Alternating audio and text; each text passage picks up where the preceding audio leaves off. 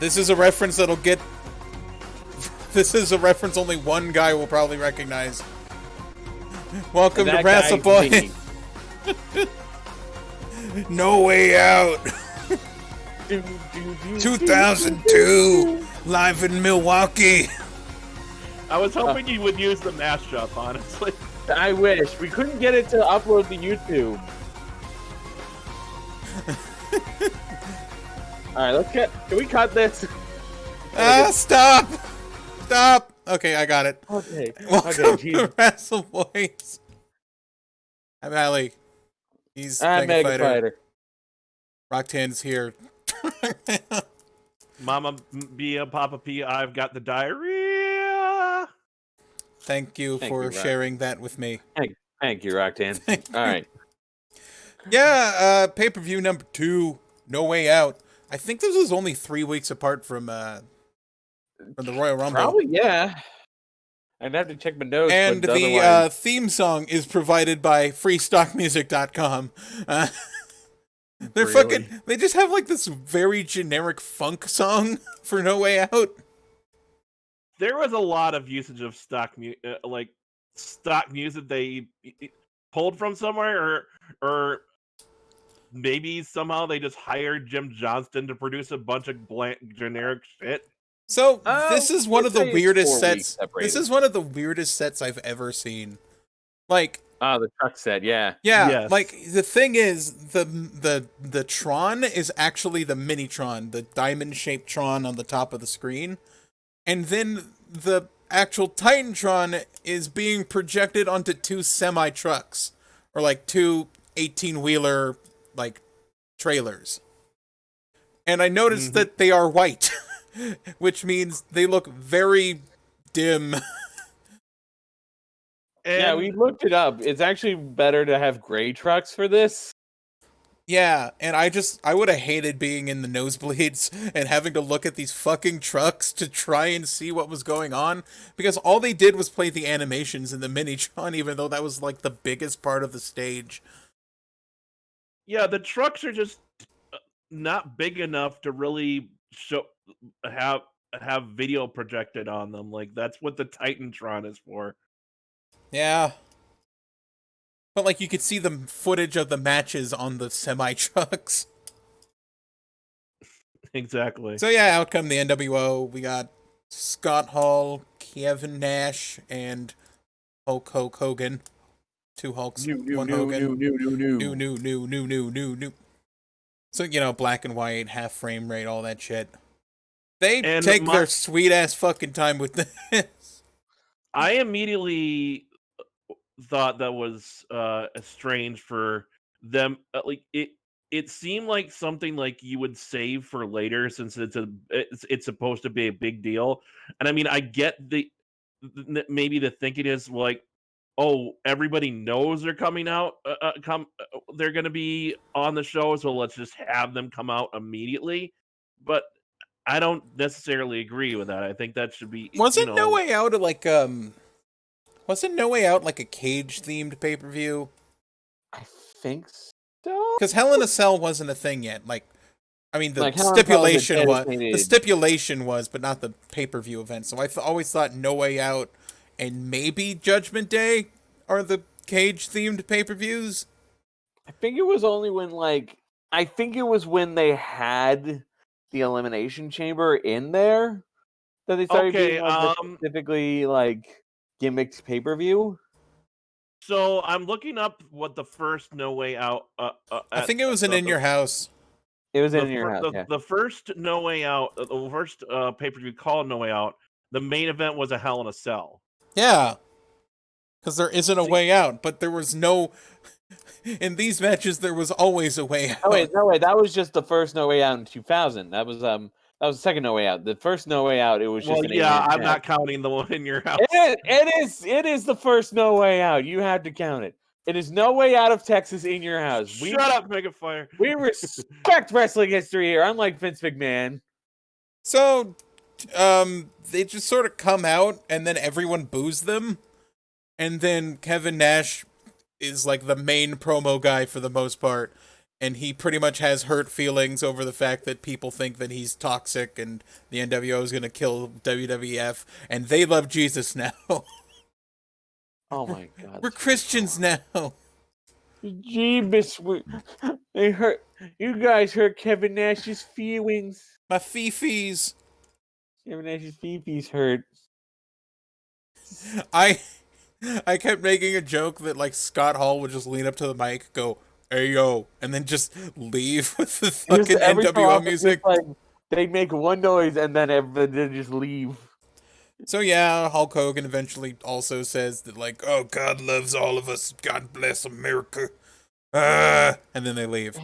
It took like 10 minutes. It took like 10 minutes, and it sucked the air out of the whole like event. I get what they were trying to do, especially like in the context of what happens later. Of like, oh, we're not gonna do anything bad. We are, but we're not going. We're not doing. It was like it was supposed to be a fake out, but it just like why? No one wanted to see a fake out. Yeah, I don't like. I think the fake out could have worked, but the way it was the execution of the fake out that didn't work. So, I'll admit the tag team turmoil match that comes up after this, I didn't think was what a tag team turmoil match is. It's pretty much a gauntlet. It's a gauntlet, yeah. You beat a guy and then another guy comes out. So I think that's usually how they go. It's just I forgot. I thought it was just like a big elimination tag thing. But yeah, that's what I thought too. I thought like every team would be there, and they didn't have. It's not like they had every team they had, so I think they could have. It's not they probably could have had all the teams surrounding the ring. So by the way, fun fact: if you look this up, how many teams? How many teams did they have? If you like if you look this up on Pro Fight DB, it lists each match in the tag team turmoil as separate matches. It's 6. I believe it's 6. I think 6 teams. Yeah, we start off with Sky Jihadi and Albert versus Christian and Lance Storm. And the thing I notice is the ring is fucking disgusting. The mat is dirty. Really it's dirty. There's a bit of like a blood stain going on. There's like stains on it. Like, man, what happened to that? What happened to that DDP Big Boss Man dark match that we didn't see? Crucifixion? I don't know. Did Boss Man get hung again?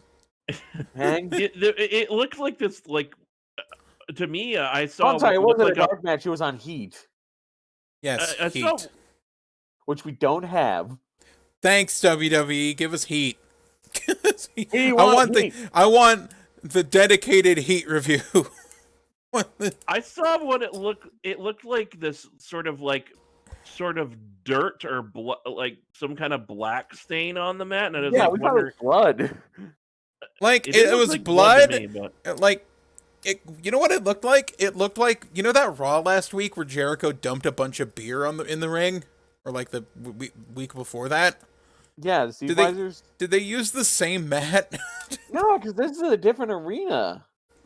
We're in like Wisconsin. That show isn't like... Yeah, but like they take the equipment between arenas, so did they use the same mat without cleaning it? Because that is... They had a week to clean it then. They had a week to dry clean that fucking mat. Maybe they just couldn't get the stain out, no matter how many times they washed it. Christian eliminates Scotty and Albert by hitting the Unprettier. And out come the Hardys, who are re-debuting after the Royal Rumble. They weren't on all week. They weren't on all month. This is like the first time they're back in an official capacity. And the women melt in the arena. The women just melt. The Hardys coming out third is interesting because it's like, man, they're re-debuting. They're coming out pretty early in this match. Yeah, I could. Yeah. Initially, my thought was, like, this seems like you would save them for last because they were the tag team. They were the tag team. Edge and Christian broke up, and the Dudleys are heels. So, but given the ending of the match, I can see why they placed them where they did.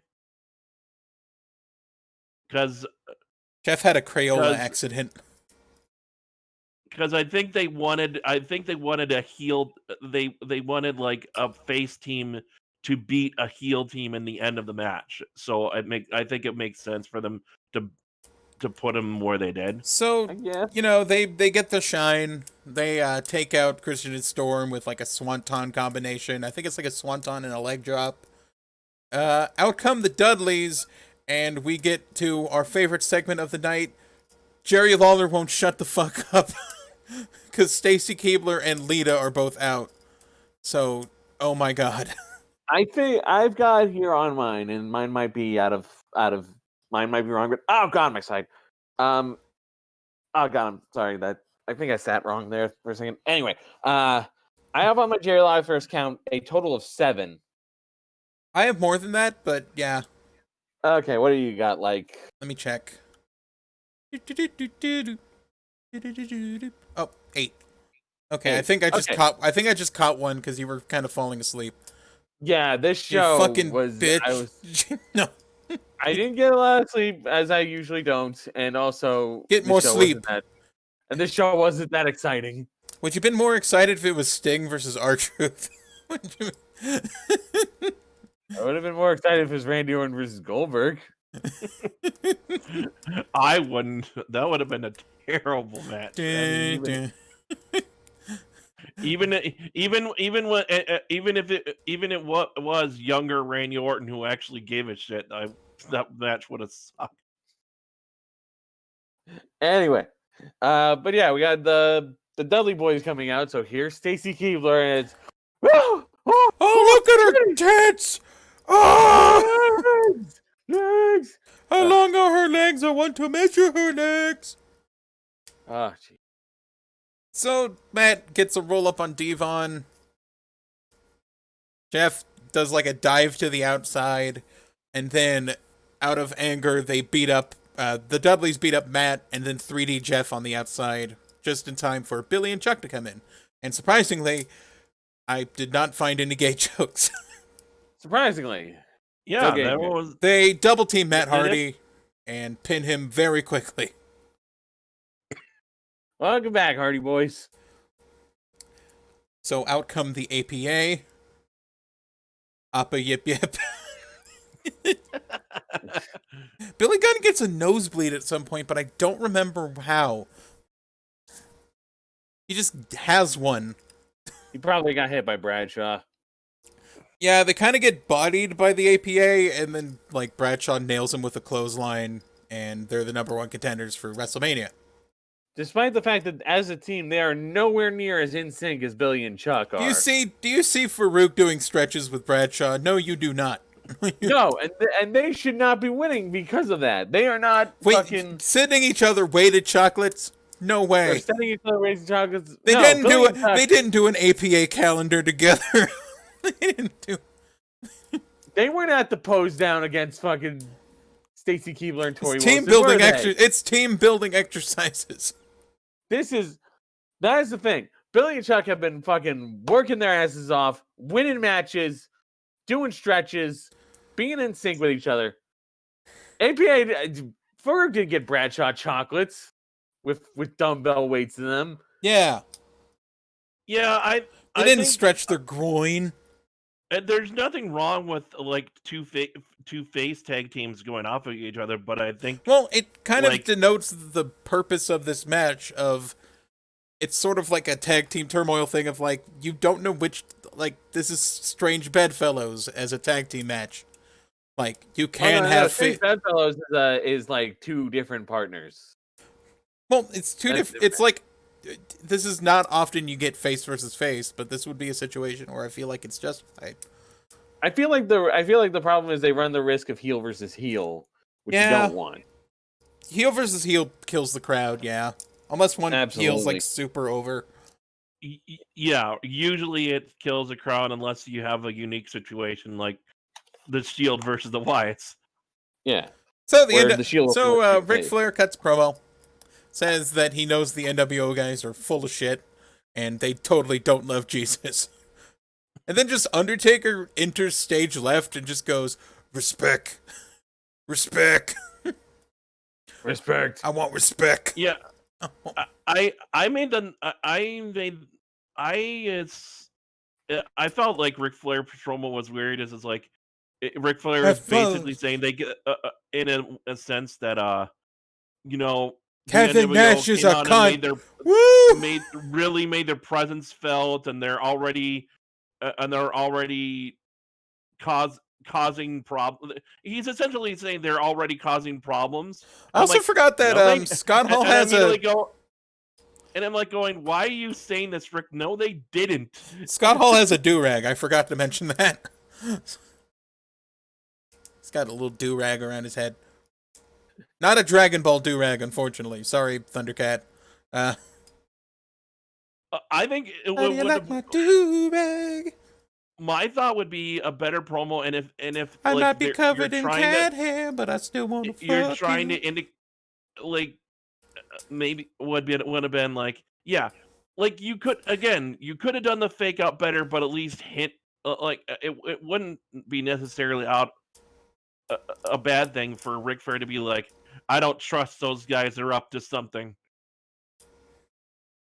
Or just Ric Flair being suspicious instead of you'd think something. They're anything. destroying WWE as we speak. F.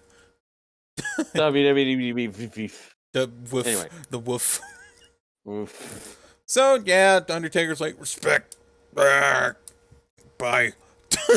So, we get Goldust versus RVD, and the other weird theme of the night, Pet Coon Crazy. And like this is gonna be an argument. JR keeps saying the term Pet Coon Crazy whenever he describes Goldust, and then Lawler catches, and then like Lawler sort of like tries to understand what he's saying, so they just keep asking each other Pet Coon Crazy, and they don't even talk about this fucking match for the most part. They're just chit-chatting, and it's weird, and I feel like they don't give a shit about Goldust or RVD. RVD, whose theme song is wrong again. Yeah, again. They went back to the not walk after because like sometimes they'll dub in a theme kind. song if they don't have the license for it, but they do. So yeah, it's so weird.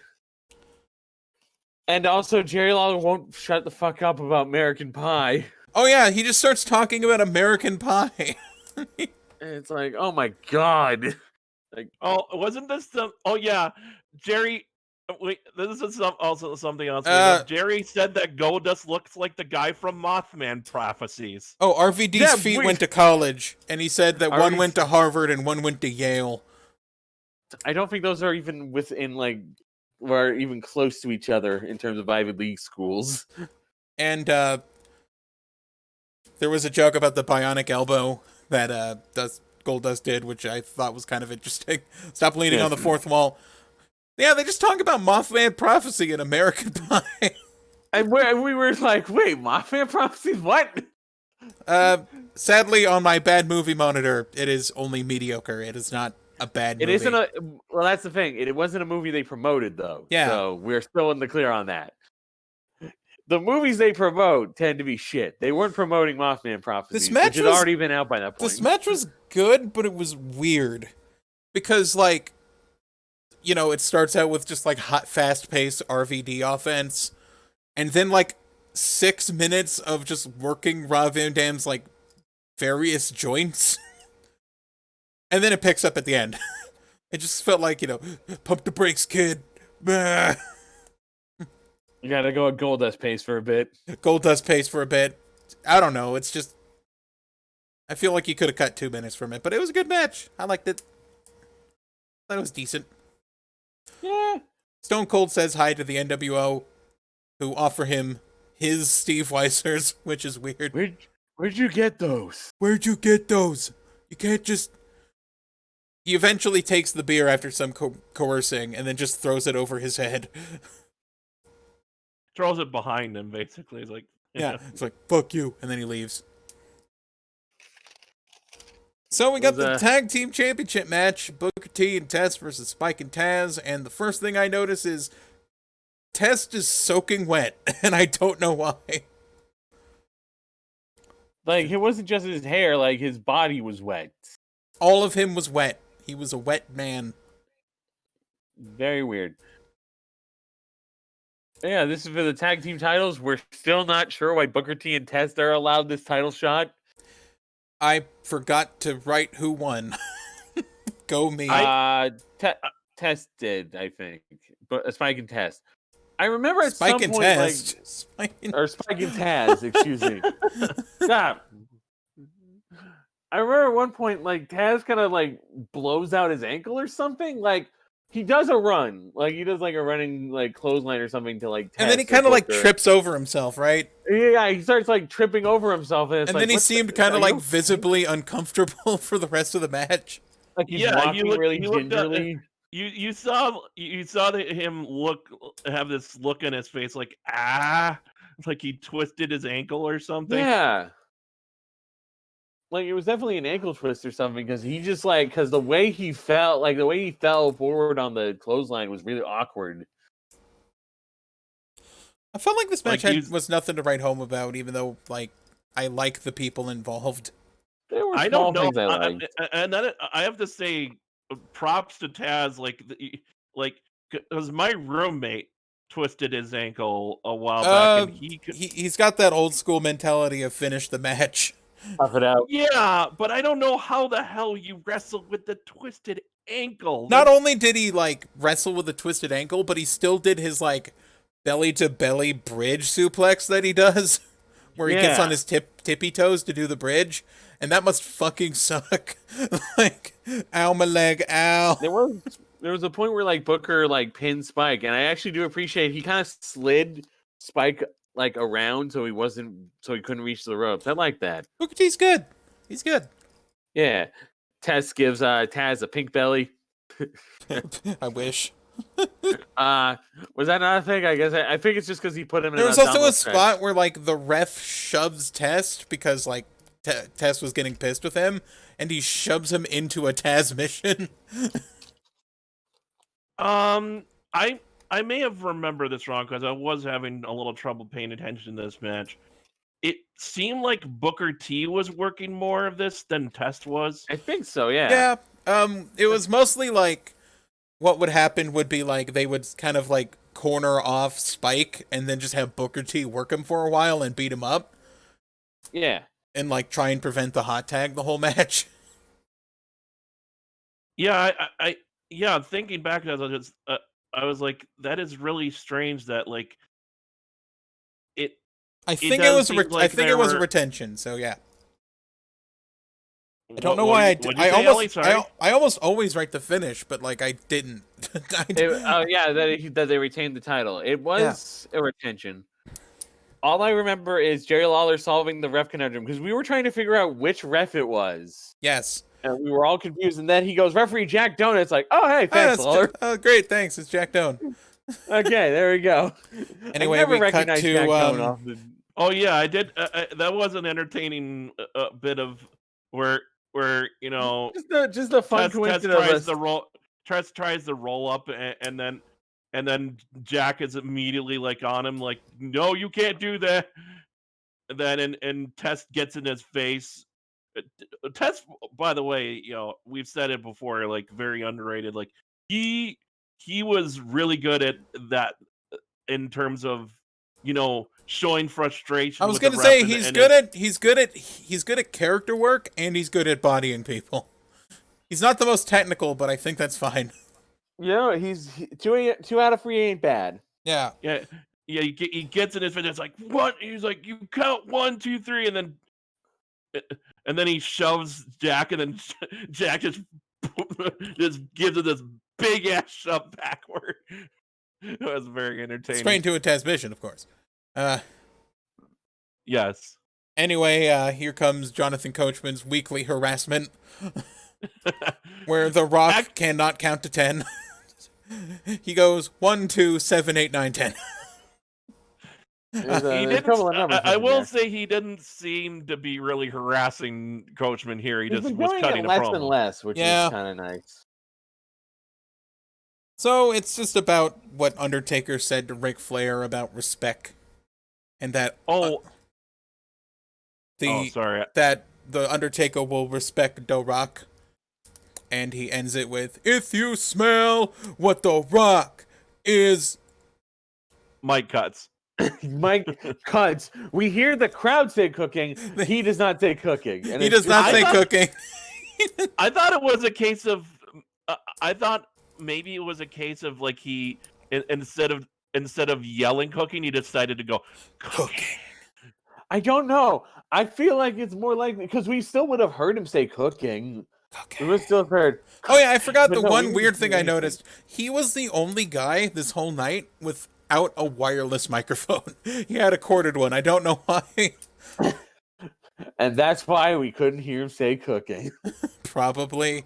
Maybe the wireless mics don't work backstage. I don't know. No, they work backstage. Coachman uses them all the time. Yeah. Oh, one thing I wanted to note. Maybe it's a problem with this like sports center that doesn't have like Wi-Fi or some shit. I don't know.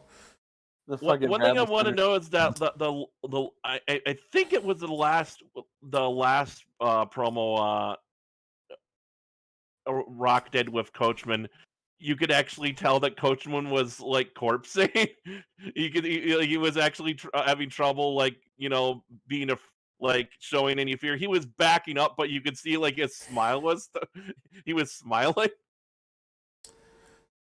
Edge gives us a seizure. Do not As forget always. that. It Here's was the not as bad as it used to be. I think the set I felt like I got helped. close enough. I think the set helped. Yeah, Because it's an open space, so you didn't get like the center of the flashing. Less screen to look at. So here was my something friend and Romaine noted that he wondered how Edge doesn't get blinded by his own entrance. It Wears doesn't sunglasses. that's why he wears the sunglasses. Oh, Yeah, right. my Durango. Holy fuck my eye. So if he didn't wear sunglasses, he'd like trip and fall out as soon as he comes out. Here's Really? something that bugged me.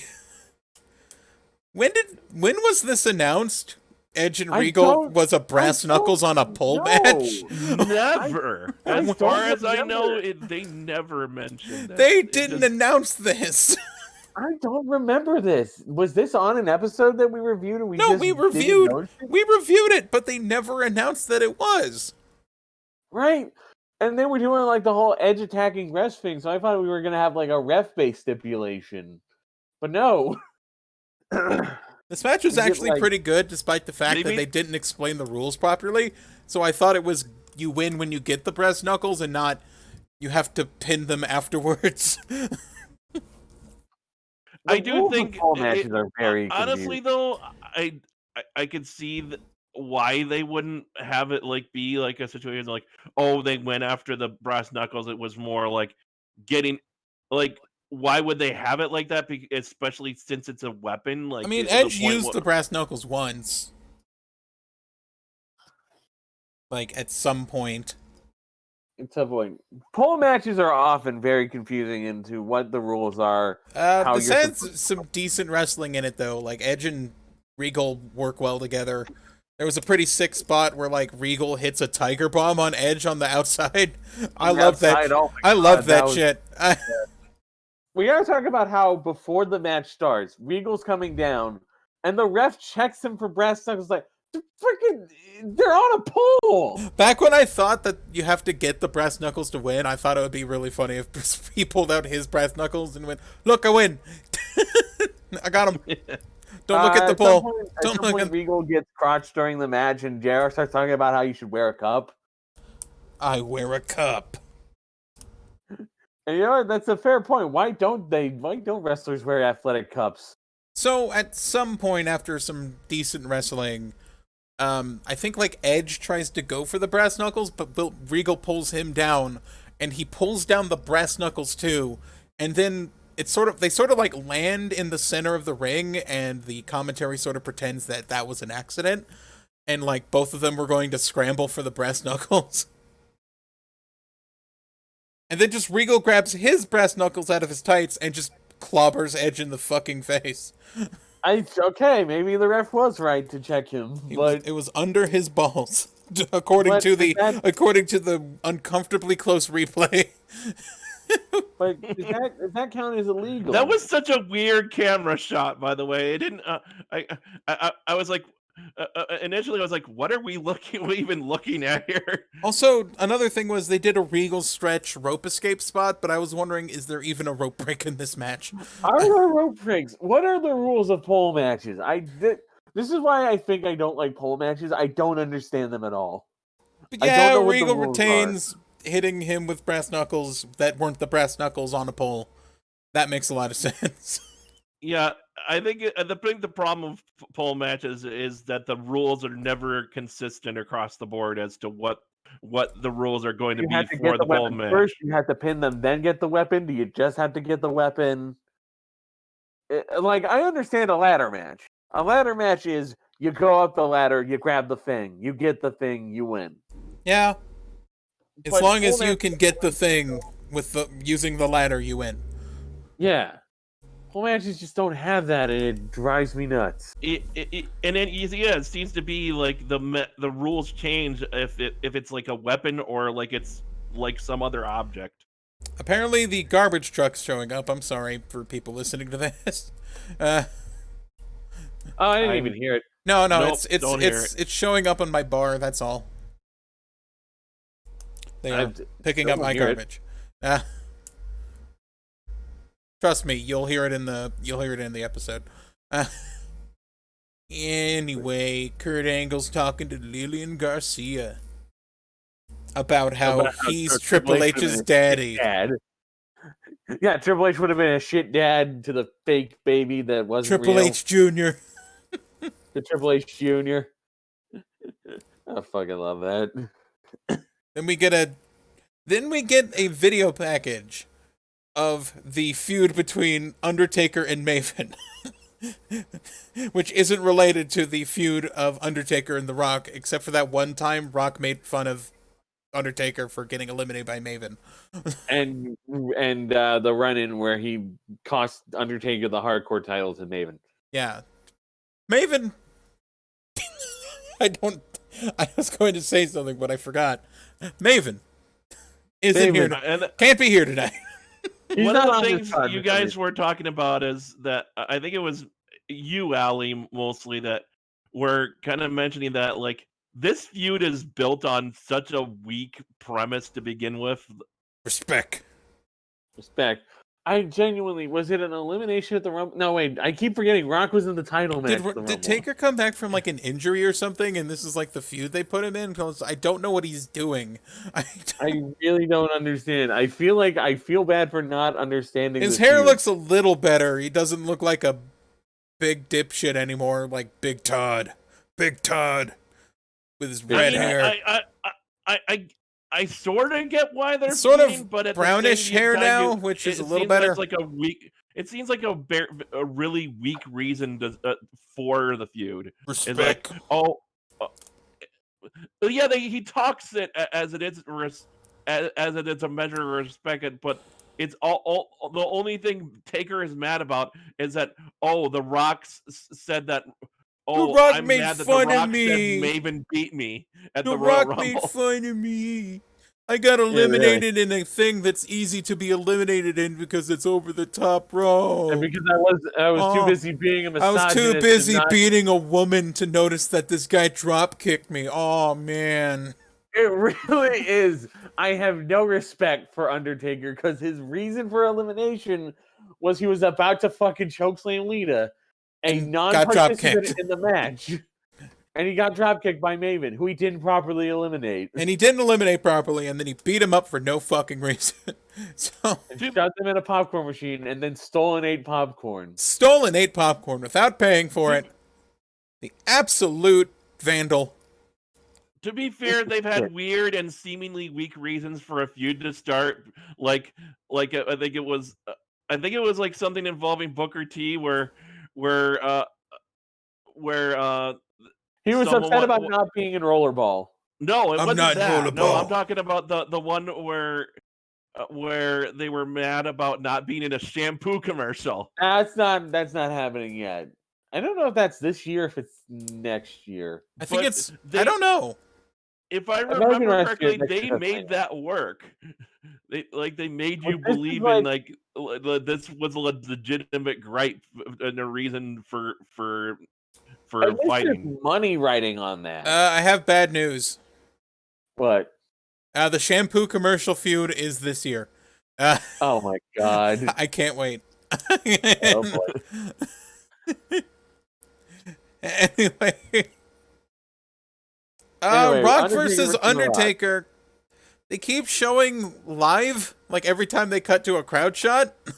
We And started noticing this, yeah. The live And then I would just scream, "Live, live, live!" Laugh, live, learn. love. So this match kind of dragged. Yeah. Eventually, they start brawling outside, and I started noticing sort of like the stock WWE match formula they've been doing of like, we fight inside, we go outside, I throw you into the stairs, you throw me into the barricade, we brawl, we go back in. The only weird part was like after getting thrown into the stairs and then being thrown into the railing, this old lady just started hugging The Rock for some reason. I'll protect you. I love you, Rock. Hey, Yeah, just, I love you. yeah, fans shouldn't be really touching the wrestlers like that. But I mean, I it mean, was I think I'm fine with like, The Rock. I think I'm fine with like appreciative back pats, because that's another thing a lot of people do when you're in the crowd. Do not grope The Rock. But yeah, someone hugs The Rock, then he goes over the barricade, and then they just kind of walk down the fucking arena to some double doors, and then they throw each other through the double doors, and then they come back. Yeah, That's all they did. Yeah, and it was like, I was like thinking, is this like no Also, count out? yeah, or is there something no that- count out because they were out of that fucking ring for a minute, Was 2 this a minutes? hardcore match? I don't even know. I don't I know. felt like it. I felt No, like because had to it couldn't be because the Undertaker wanted to hit him with the pipe, but like he had to get the ref out the way first. Oh yeah, which is weird because you'd think it'd be like if you wanted these spots and it's a match about like beating the shit out of each other, they'd have a hardcore stipulation, but no. But they didn't announce Yeah, it. that's a good point. Taker doesn't have the hardcore title. Oh True. yeah, also that. But does he need? But they don't need. He doesn't need the. He doesn't hardcore need title. it to have a hardcore match, but they never stated it was a hardcore match. Yeah, it's just a singles match. I think here's the thing that I think about that maybe could have helped this match. Like considering, like they did at least for as weak as the start of this feud was in terms of the reason Undertaker wants to beat up The Rock. I mean, at least The Rock, got legitimately, hurt by the Undertaker, even though the whole limo spot was pretty terrible. At least the tombstone. Well, the was. thing is, they keep the choke slam was fine. It But gets it was like it gets egregious the more they show it in these recaps, because if you just said Undertaker Tombstone Rock on top of a car, then you could go, oh shit, that sounds bad. But they show it in the recaps, And you can really see and that you can really his see knees that are he's in just that landing limo. on his fucking knees. Just But- sometimes not showing it makes it sound worse. So right. Oh. I think at least it's you got the impression like, okay, these guys really hate each other, and what I liked about another thing, one of the things I liked is like Rock just sprinted down to the ring to the start of the match. I wish. Oh my more- god, yeah, that's I wish right. He more was wrestlers would do that. I don't know what lit a fire under his ass, but he went fucking full tilt toward that ring to fight the Undertaker. He was on some and then fucking coffee. and then it just like kind of slowed. Everything just slowed Well, down like, to a here's the crawl. thing: after that initial brawl where Rock runs out, and that part where they just leave and come back, the match picks up when they're back in the ring. It actually gets kind of exciting. Rock is Yeah. really good at kicking out with his arm at the last fucking millisecond possible. It's just very dramatic, and I like that. His timing is on kick out. His timing is fantastic. Yeah. There's a lot of like false finishes where just Rock goes at as late as he possibly can. Where like It's the crazy. fucking referee needs like a photo finish or like a microscope to see if he actually like got a 3 count or not, but it doesn't matter. Yeah, like they pick up, they're doing like kip ups and fucking they're exchanging signatures. There's a people's low blow at some point. But I think this match, it could have really used like a new DQ step, like there a was no this DQ weird step part or, where like or like a street fight. It doesn't necessarily need to be a hardcore, just some kind of match where they could use some weapons on each other to spice it up more. Once Rock starts getting a fire under his ass and doing his comeback, Taker tries to leave and then just kind of fucks with his bike and can't seem to turn it on. Then he pulls out a pipe. Then he just pulls out the pipe, like he's gonna hit. Like he's gonna hit the Rock with it. Is it like, did he forget where his pipe, like what he was supposed to do, or is he just taking a breather? Is like why didn't he just away pull the pipe out? Wrestling's gay. I'm out of here. Wrestling's gay. I'm leaving. But yeah, Ric Flair runs in to yell at Undertaker for grabbing a pipe, I guess. Yeah, pretty much. Taker grabs a pipe, tries to hit it. Rock ducks, puts him in the shitty sharpshooter. McMahon interferes. They sort of play hot potato with the pipe for a while, but eventually, threatening a tombstone, Ric Flair just slams the pipe into Taker. And Rock wins. And the interference kind of ruined this for The Rock. Because here's the thing. Like, I know that Rock at some point, right? I know that Taker wanted to use a weapon on Rock, but I feel like Ric Flair running in first was kind of weird. Why did Vince even run in? Because he doesn't like Ric Flair, I guess. I think I understand. I think I know why. I mean, they did have this like. Ric Flair was it a protect did Undertaker a promo thing like a couple weeks ago with Undertaker, like kind of expressing his displeasure with how Undertaker and I know that things. Undertaker also confronted Flair before the match earlier in a promo when he was talking about the NWO, but like, why did McMahon come in besides the fact he thinks Ric Flair sucks? I really don't understand. It feels like they're like these two feuds are disconnected from each other, and that really makes the run-ins make less sense. The Rock was one of the. Well, you kind of flip back and forth on being an ally and enemy to Vince McMahon. He. What's Booker T's current status on that? He was doing his own thing, and I don't really see any stakes for McMahon. Like, who the fuck cares? Maybe Taker's associated with McMahon somehow, because I think he was associated with McMahon during the Shane feud. I guess. Maybe this is going to lead to him associating with McMahon more.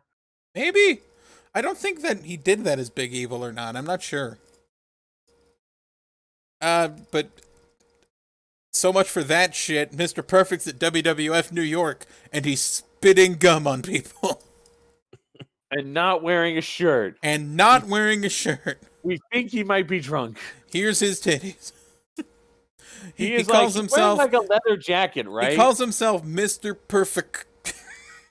He's wearing like a leather jacket, right? Like an open leather jacket. Yeah.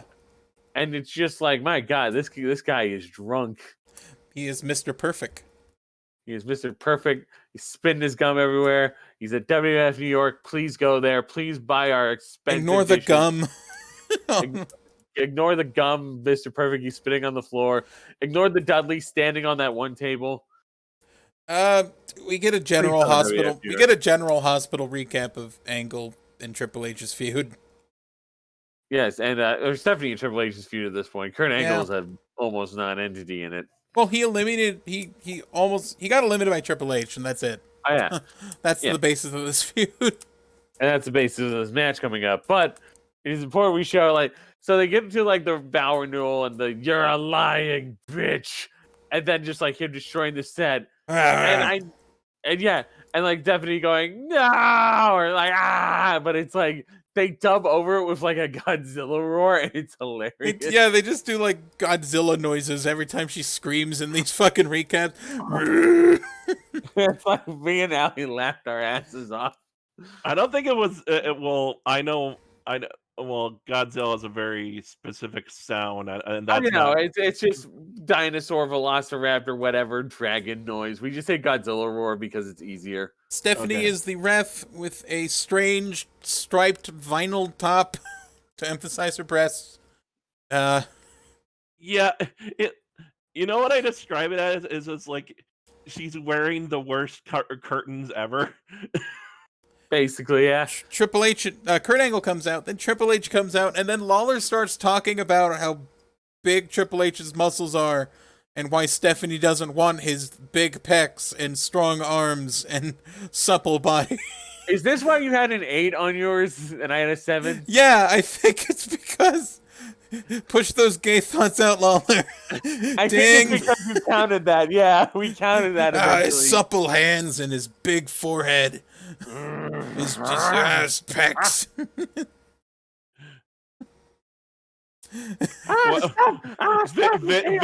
Vince after the Rock match went up behind Grill and he saw Triple H and then immediately started having look at his thighs. He immediately just started pleasuring himself back there. Well, if you look at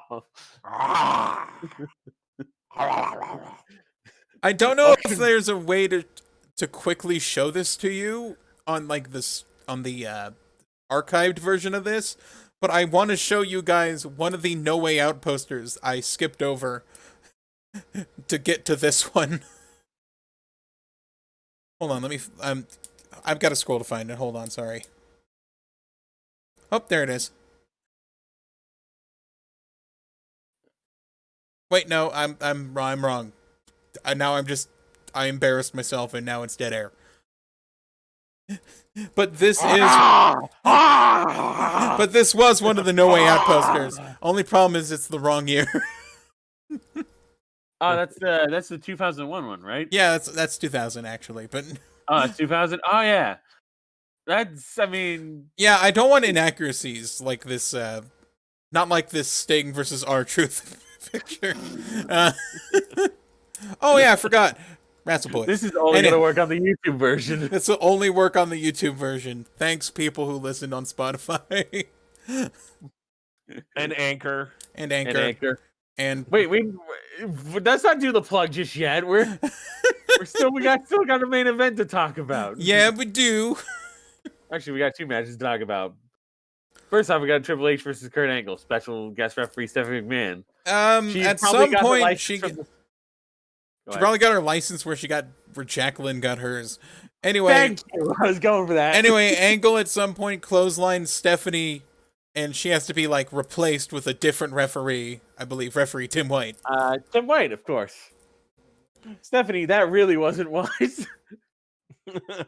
And then Tim White takes a ref bump. I honestly thought the way she fell down, like she had this weird sort of, like she didn't like fall backwards. She kind of like fell straight down. Yeah, I think I know what you're talking about. She did like a weird flip bump that looked awkward. It wasn't flip. She just kind of like she like. It was like she dropped downward and like hit her head on the ring edge. I thought she did like a 180, which is what Gorilla Monsoon calls that kind of a flip bump. Maybe I was just going delirious at some point. So yeah, after Stephanie gets bumped and replaced with Tim White gets bumped and is replaced with Stephanie, who comes back to yell at Tim White's penis. Yes, I also have Stephanie McMahon yells at Tim White's testicles. I don't know what was happening. She was just holding his legs and shouting at his penis. I don't get it. Oh yeah. Kurt Angle eventually grabs a chair, hits it against the one of the turnbuckles, and it kind of bends weird, and then nails Triple H with the chair.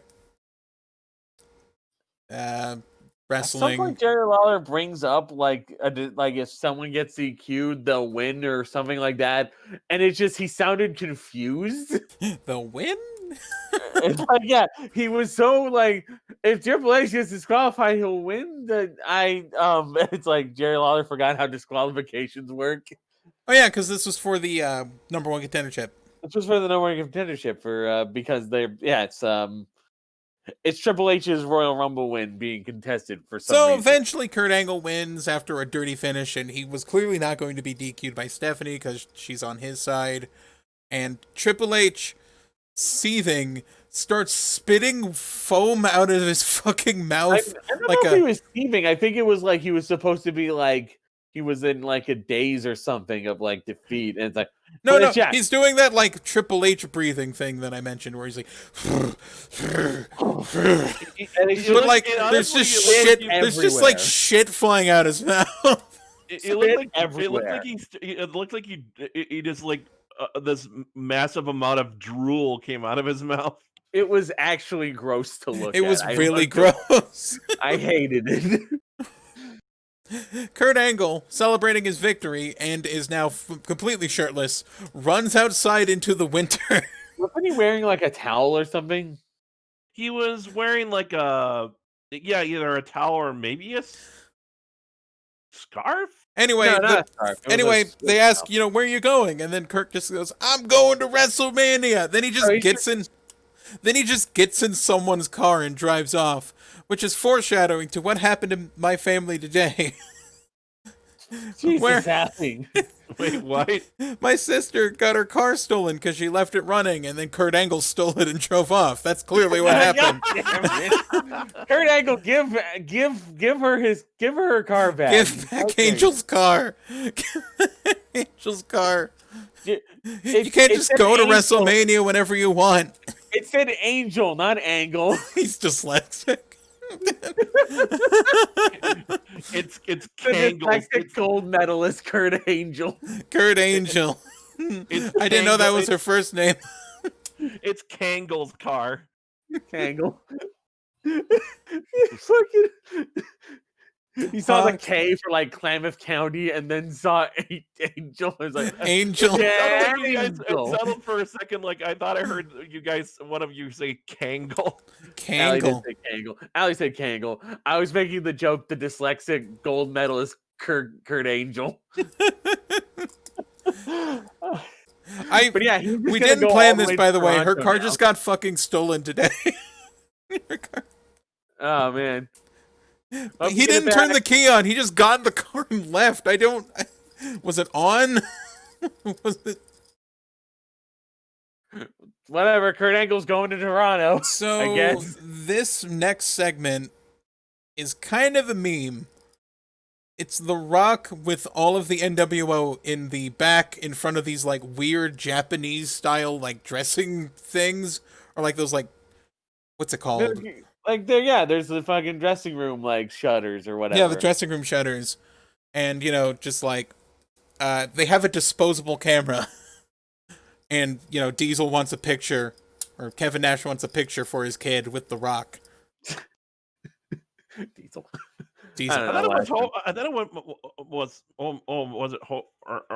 Hogan was the one that made the comment though. Yeah. Rock starts making fun of them after they take the picture and try to like. But Hogan said something to. I think it was Hogan or Hogan Nash. said something, and then Rock started making fun of them of it, like, oh, Razor Ramon and Diesel. What did they say to him? I don't know. He kind of muttered. Yeah, it was really hard to pick out exactly what he said. That the Rock got offended. Like it was like. No, you don't. No, I'm not gonna let you get away with saying that. Anyway, The Rock wants to insert the disposable camera into all three of their asses sequentially. Yeah, it's something like that. I think it was like Scott was gonna shine it up, and then Kevin was gonna turn it sideways with their asses. I don't know. No, I think it was just they were gonna. Were they gonna use their asses? Because is Rock just threatening to peg three men? I think he was only threatening to peg Hogan. Like he was gonna have Scott Hall's gonna shine it up, and then Kevin Nash is gonna turn it sideways, With give his him ass? the easiest job. Allie, How do stop you talking turn? about asses. How do He you turn doesn't- it? How do you convince Nash to turn it sideways unless it's with his ass? It's, it doesn't have to involve ass just because it's Ass. The Rock. I know, but oh my god! But like Kevin Nash gets the easiest job of turning it sideways because Kevin Nash is big dumb, I guess. Big stupid. And then it goes in Hogan's ass. So while you guys were talking, I actually went on YouTube to look up the promo because I knew I would be able to find it. It was Hogan that wanted the picture, and Hall that took the picture. Oh, Hall took the picture of Hogan with the And Rock. Okay. what Hogan said was, "So much for the people's taste." Oh yeah. Okay, Which yeah. is such a weird statement to begin with. I don't know what the hell that means and why Rock got offended by it. He doesn't like people using the term "peoples." I guess. I don't know. Oh, no. Well, that's the thing. This pay-per-view, we did not see The Rock's penis. But we did see Boys Locker Room, Chris. Oh my god. So yeah, they recap the Jericho Austin with stuff. no dialogue. No dialogue. With this music. How do you describe the music? No, Ellie? it was the No Way Out theme, the stock porno music. Yeah, stock porno music, and this like it wasn't the No Way Out theme. It was everything had like a purple filter over it, like it's the X Factor Titantron. It wasn't the NWO theme. It was, but it sounded. It wasn't the NWO theme. Kind of like you said No Way Out. I said No Way Out. I know that NWO also stands for No Way Out, which is something I only got I thought you said just now. Theme. Never mind. No. Which is something I only got just now. But I could see how people could mistake it for the No Way Out thing because it had that one same goes kind of New World Order and just one goes. It had that same kind of guitar, that like there was guitar effect. There was sort of guitar-y porno music and this lavender filter over everything. I got everything I ever wanted, and I never give that back. So this is still getting very gay. Boys Locker Room. I cannot deal with this. Like, this is the gayest thing on the show, more than Billy and Chuck. And more than no longer subtle homoeroticism. Subtle homoeroticism of professional wrestling. And more gay than the way too gay sign. This is very gay, so this is no longer subtle. This is this is breaking the boundary of subtle. More gay than the way too gay sign that they had for Jericho in the crowd. More gay than what? I missed this. Yeah, they only showed it for like a couple seconds, and I think the sign got confiscated afterwards. This is more gay than Jerry Lawler's gay feelings. Triple H's pecs. He's so. His definition. I swear, I remember his way. His pecs and his belly button look like a weird face. I written down sign of the night because I remember a sign that actually made me laugh, but I can't remember it now. This is what happens when you have two people fall asleep during the fucking show. I was the only one asleep. Roxanne was just having stomach discomfort. Diarrhea is basically the same thing as sleeping. No, it's not. Yeah, it is. Actually, it is to me. At the very end of the show, to be fair, I did actually fall asleep. God damn it! Towards the end, you guys are the worst co-host I've ever had. I wasn't feeling good. Fuck you. I was trying. Despite being a cowardly character, Chris Jericho actually did hang with Stone Cold, and like this was actually a pretty long match. There was a spot where Stone Cold made Jericho's head hit every part of a turnbuckle. Yeah. They started this match off by both flipping each other off, which wasn't censored, so I can't make the thumbs up joke. This is another match that I feel like was kind of slow in places where it felt like it shouldn't be. I don't know. It felt like like there should have been more fire to this match. Maybe. I mean, it is a title match, so yeah. Maybe it's kind of like a Raw main event, weirdly. When it's not a tag match, of course. It's not. So, a tag match. ref bump again. Someone says, I think it was like Lawler says, this is a bad night for the Zebras. Oh, that's what that meant. Yeah. Jericho taps out to, I think it was like the Snake Charmer. The Snake Charmer, yes. But the ref was currently selling, so he couldn't fucking do anything. There wasn't a lot to remember in this match, I'm sorry. I have at least 2 notes, and I don't know why I have one of these notes, but I do know one of them. This is a terrible night for the zoo. This is a terrible night for the zoo. There's at some point where like one of the wrestlers is doing chops, and either Lawler or Ross start saying how Ric Flair is going to be asking for royalties. Does Ric Flair hold the copyright? I own the chop. Woo! Yeah, I think he was saying something about copyright. It was something that, yeah, he's like royalties for every time someone does a chop, but it's like, does he have the copyright on chops? Is that a thing? Did Ric Flair trademark chops? Every time the crowd goes woo, he's like Ric Flair's back there with an accounting register or something, with a notepad and like a little accounting. You have to give me accounting machine, and you gotta give me $10 for every chop. I hired an accountant. Woo! $200. Woo! $250. My other note is I'm gonna flip off the crowd. I don't know. I feel like I should know what that is, but I don't. All I remember now is just the fact that there was an NWO run in this match. Yes, the NWO run in and helped Jericho retain his title.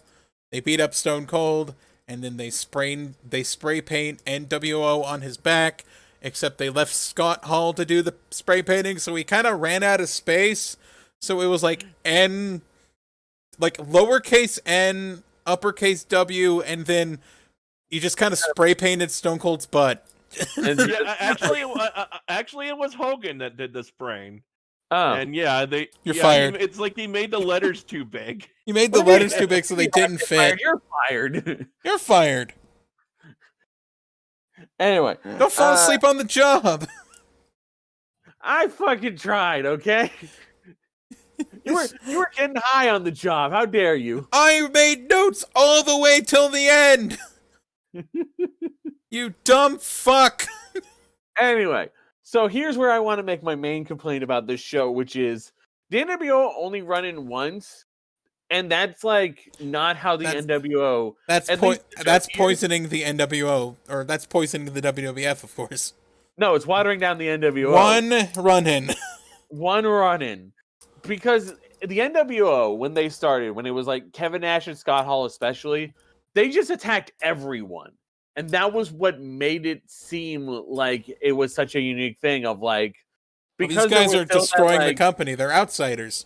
They're the outsiders. They've come in here. They're probably from the WWF. We don't know. We can't say for legal reasons. And also, the crowd didn't know for sure. People were still getting worked by this stuff. They weren't even under contract according to like the NWO kayfabe or like the WCW kayfabe. Everyone was getting attacked. Face, heel, main eventer, mid-carder.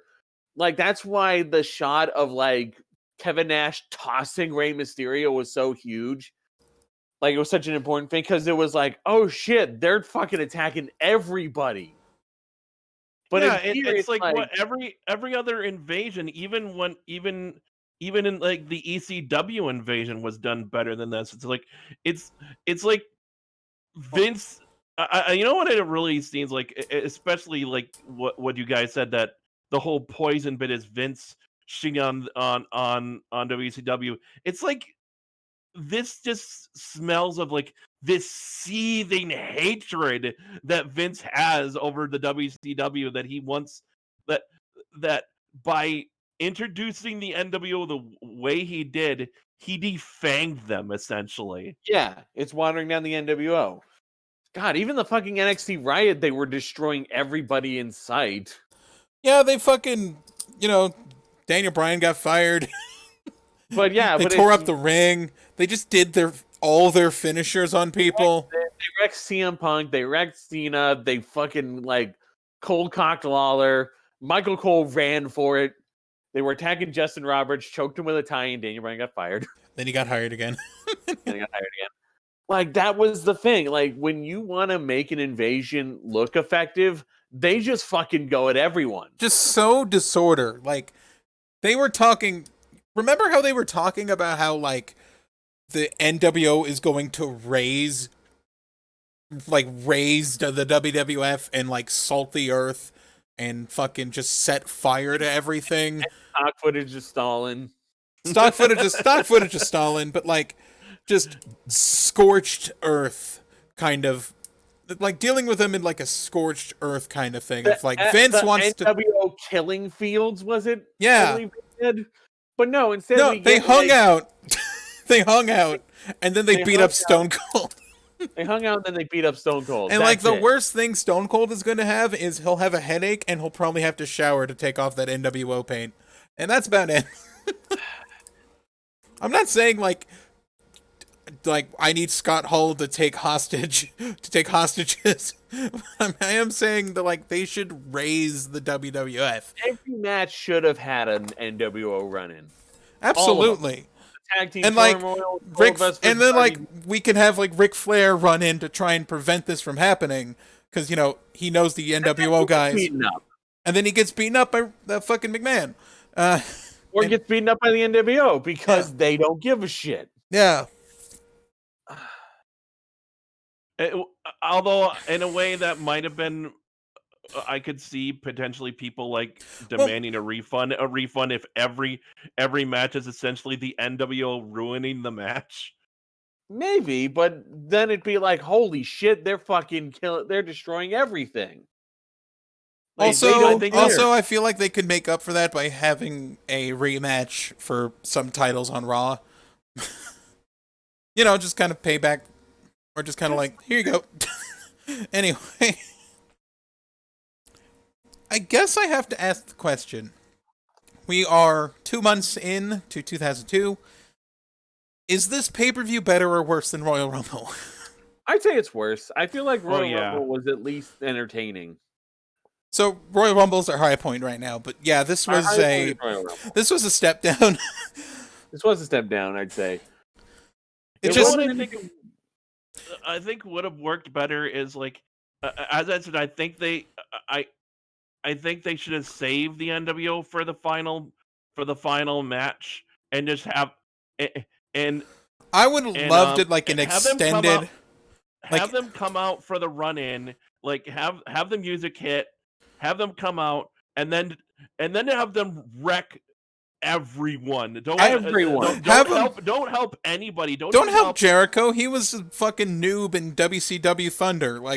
Fuck that little fucking scrub. Fuck that kid. Fuck Stone Cold. Fuck him. Fuck the announcers.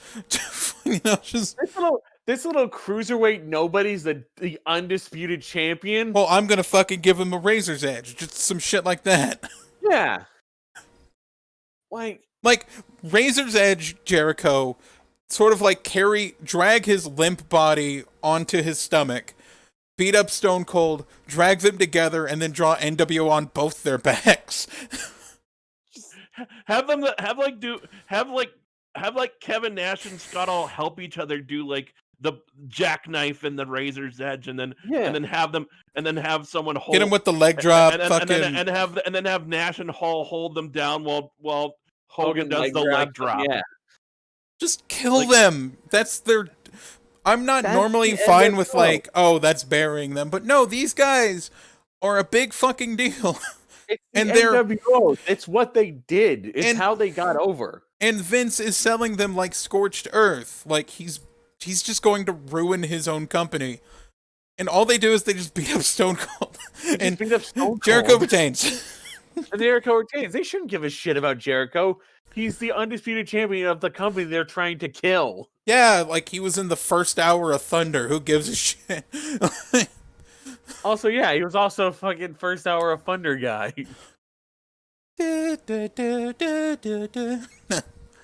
All right. So that was Oh yeah, that was NWO. another thing we noticed is that I think during some of the promos that they were playing this music that sounded kind of like the Superman theme. Oh yeah, that also forgot about that. Very, very John Williams-y music. Awards. Awards. What would you say would be the MVP? Because I feel like I know what the underrated is going to be. But who would you call for MVP on this, Sally? Good question. Because we got some options, actually. We do. That's the problem. I'm gonna I'm gonna say The Rock. Yeah, that's actually where I was gonna go too. The Rock did great. I don't know. Managing to get a semi decent match, like to get a pretty good match out of like Big Evil Undertaker. A match out of Big Evil Undertaker with no story. With no story. And yet fucking Rock was incensed. Like he was just fucking hauling ass. Like I think I'm starting to really realize that like this era of the Taker is like, yeah, he's like, I think I don't notice it physically in terms of like his look. He's not fat. He's not. But I think it's more the way he's wrestling. He's kind of completely out of shape and he's gassed. He's sluggish, yeah. So yeah, I'm gonna nominate The Rock. I don't know if anyone else agrees. I will take the. I will go with that. That's where I was gonna go. So yeah, I'm gonna take that with you. I will say that is completely fair. For underrated this night, I'm going with Test. I was gonna go. Sorry, I'm trying to use my brain. Regal. Yeah, I was gonna go Regal. I don't know, because he's still Intercontinental Champion, so I feel like he's still like rated. Like he's still getting a push. He is getting a push. Getting rated. That's true. Yeah. Let's go with Test. Okay, I'm 2-1. All right, Test. And the one I actually knew full on when we started this episode, the Y segment was the opening promo with the NWO. Yes. God. Well, like I said, I get why they did it in the context of, oh yeah, we're the harmless sheep. Ooh, we're not that bad. Like, you guys are overestimating how terrible we are. So why would you book this idea? I love Jesus, brother. Why would you book them to give off the false? The Father, the Son, the Holy Spirit. Amen, brother. No one wants that. No, they were doing the thing of like, oh, we're just doves. We're just innocent doves. Like, I get the idea behind it, but also it's stupid because people just want to see the NWO fucking run out and kill shit. I think the fake out could have worked if they acted all like very smarmy, like that. Like they were being really super smug, essentially, or just kind of, or just silly, maybe. Yeah. Maybe. I don't know. Because they did show a lot of silly shit in those NWO things, like the fucking rock paper scissors and the finger poke of doom.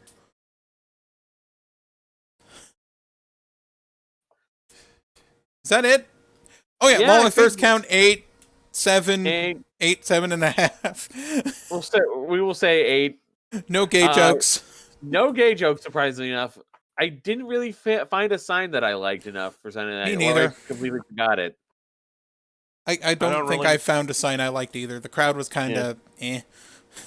Wasn't there like a sign that was like token black guy, and we just there was a sign of token black guy, so we just started looking in the crowd for black people, and there were several. There were several. It's like, you are not the token black guy. This is Milwaukee, so I kind of imagine it's rare. Who the fuck lives in Milwaukee? It's, to be fair, it's rare to find people living in Milwaukee. Besides like Mike and Jay, maybe. Fuck it. You know. Come to think of it, I do think that I this is something I was talking about with you guys while watching the show. I miss the days, these days of the pay-per-views having a name that doesn't necessarily attach to a gimmick. Stipulation: the pay-per-view. Yeah, that WWE sort of thing. presents singles match. But there's nothing wrong with one-on-one, and that's it. But at the same time, there's nothing wrong with having a theme around the name. So, yeah, I think, maybe The Rock and The Undertaker could have been like the cage match or a Hell in a Cell. No, this Maybe is not just that. one of their February road themed pay-per-views that they keep trying to do. Like, remember the road to WrestleMania. Remember Overdrive? Wait, no. Oh yeah, over the limit. Oh, over the limit. Yeah. Yes, or Fastlane. Or Fastlane. Oh, remember Roadblock?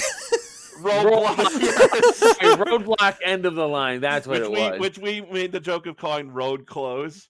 Road close. Road closed due to construction. Oh man. And like the trucks, it was just a road pay-per-view. Because we're on the road to WrestleMania. Road. Oh, I dropped something. Yeah. Okay. We're not even being figurative anymore. It's literally your road to WrestleMania. So we are on the final stretch to Sour Skittles. We will cover WrestleMania. I do not know if we're going to cover past WrestleMania. We probably will. This is a weekly thing. We gotta do the brand split. We're doing the year and the brand split. Yeah. Yeah. It's been a bumpy road to WrestleMania. Road. We are 4 weeks to Sour Skittles. Road. So everyone, that was WRASSLEBOYS. It's kind of a shorter episode because it's just a pay-per-view. Remember just a pay-per-view, no SmackDown. Remember to like and subscribe the video. You can find us on Spotify, Anchor, a couple other places like Castaway. I don't remember the name of it. Casted something. We're not on iTunes. We're not on iTunes. Don't look for us there. We might do it if someone asks, but until someone does, fuck it. You can find the episode on YouTube when Ali decides to upload it. Fuck you. I uploaded both episodes last time. I uploaded them back to back. You enough times. I uploaded them back to back. So, as they say at the end of WRASSLEBOYS, road.